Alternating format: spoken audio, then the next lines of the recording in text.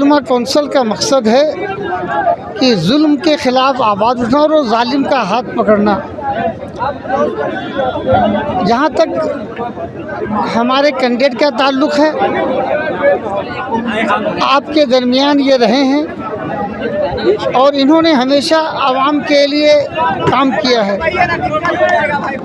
जब भी रात के 12 बजे भी ज़रूरत पड़ी है तो जिस तरह राष्ट्रीय उलमा कौंसिल के लोग हमेशा साथ खड़े रहते हैं, उसी तरह हमारे मौजूदा कैंडिडेट राशिद अनवर साहब जो हैं वो भी हमेशा लोगों के दरमियान रहते हैं, लोगों के काम आते हैं। जहाँ तक ताल्लुक़ है अररिया की आवाम का, तो मुझे उम्मीद है कि इस मर्तबा बदलाव होगा और एक ऐसे आदमी का इंतखाब वो लोग करेंगे जिसके ज़रिया इंशाअल्लाह ताला मुझे उम्मीद है कि अररिया के लोगों को जो वो सोच रहे हैं उनकी सोच पे हमारे राष्ट्रीय उलमा कौंसिल के कैंडिडेट राशिद अनवर साहब खरे उतरेंगे।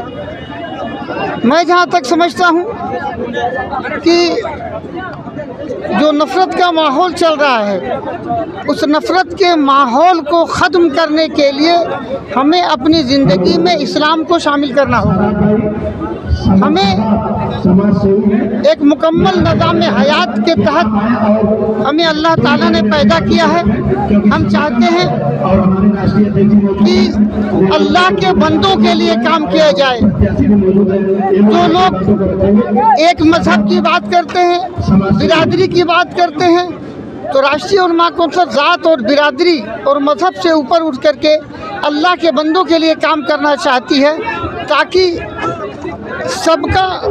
सबको इंसाफ मिल सके, अदल कायम हो सके, कोई भी आदमी पर जुल्म ना हो सके।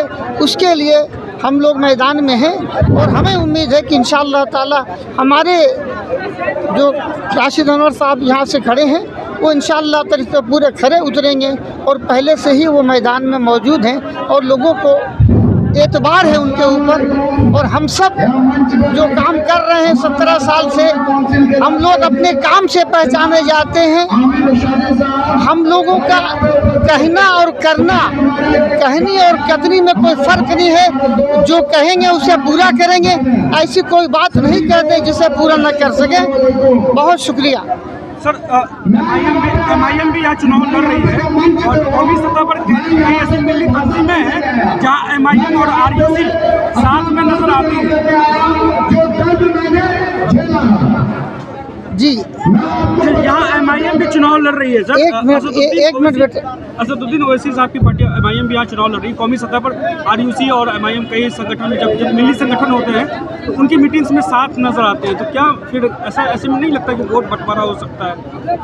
देखिए, जहाँ तक मुख्तलिफ पार्टियाँ इलेक्शन में खड़ी होती हैं और अपने अपने काम के अपने जो एतबार उन्होंने कायम किया, उस एतबार के से काम होता है। जहाँ तक इसका है कि फ़लाँ साहब भी खड़े हैं, फ़लाँ साहब भी खड़े हैं, तो मेरा अपना ये कहना है कि हम उस बीच में लोग हमें पहचानते हैं। बहुत से लोग लड़ रहे हैं, उसमें ऐसी कोई बात नहीं है कि हम लोग सब एक कोई नहीं हो सकता।